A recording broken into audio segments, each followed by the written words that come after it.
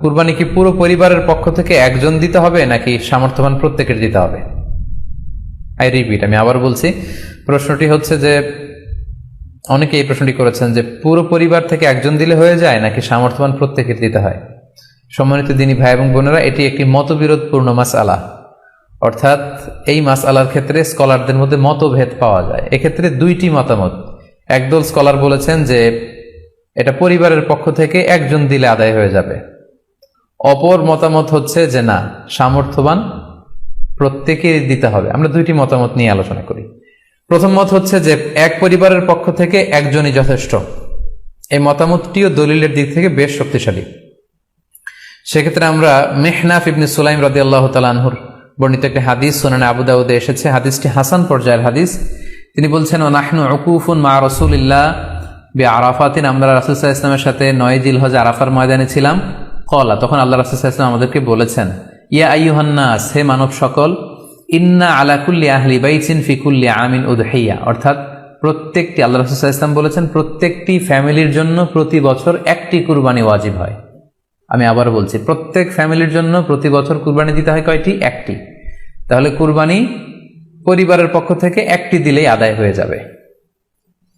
সুনানি তিরমিজির আরো একটি হাদিস আমরা এখানে উল্লেখ করতে পারি। এই হাদিসটিও সহিহ। সাইয়েদনা আতা ইবনে ইয়াসার রাদিয়াল্লাহু তাআলা আনহু, উনি আবু আইয়ুব আল আনসারী রাদিয়াল্লাহু তাআলা আনহুকে জিজ্ঞেস করেছিলেন যে কাইফা কানাতিল উদহিয়া ফি আহদি রাসূলিল্লাহ, হে আল্লাহর নবীর সাহাবী, আল্লাহ রাসূল সাল্লাল্লাহু আলাইহি ওয়াসাল্লামের জামানাতে কুরবানি কেমন হতো, কিভাবে তারা কুরবানি দিতেন?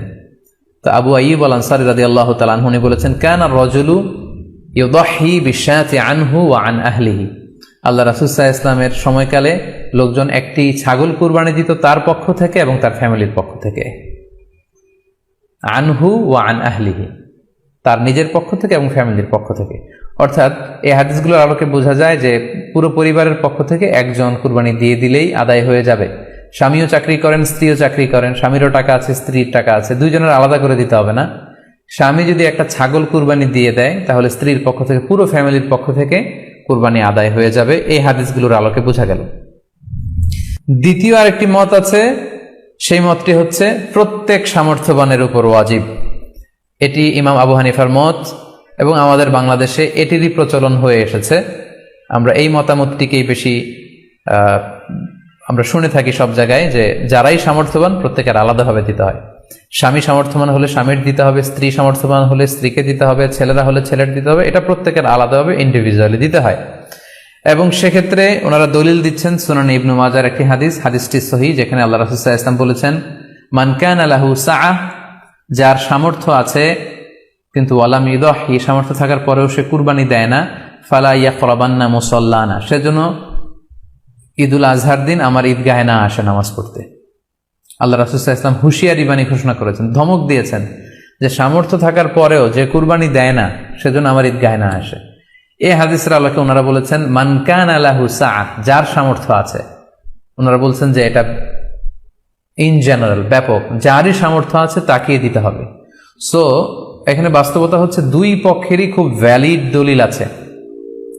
আর কোন মাসালার ক্ষেত্রে যখন মতবিরোধ থাকে, দুই পক্ষেরই দলিল থাকে, সেক্ষেত্রে বাড়াবাড়ি করাটা অনুচিত। বরং এটা হচ্ছে ইসলামের সৌন্দর্য, এখানে প্রশস্ততা রয়েছে। সো যারা মনে করে যে ফ্যামিলির পক্ষ থেকে একজন কুরবানি দিলেই আদায় হয়ে যাবে, তাদেরও দলিল আছে, তাদেরকে সেটা করতে দেওয়া উচিত। তবে আমরা এটাকেই সাজেস্ট করি যে প্রত্যেক সামর্থ্যবানের উপর কুরবানি দেওয়া উচিত। এতে করে যিনি কুরবানি দিবেন উনি সওয়াব পেয়ে উপকৃত হলেন, আবার উনি কুরবানি দেওয়ার কারণে গোশত বিতরণ করলেন, ফলে গরিবরা উপকৃত হলো। সো সামর্থ্যবান প্রত্যেকেরই উচিত বেশি বেশি কুরবানি দেয়া। আশা করি এই মাসালাটাও আপনারা বুঝতে পেরেছেন।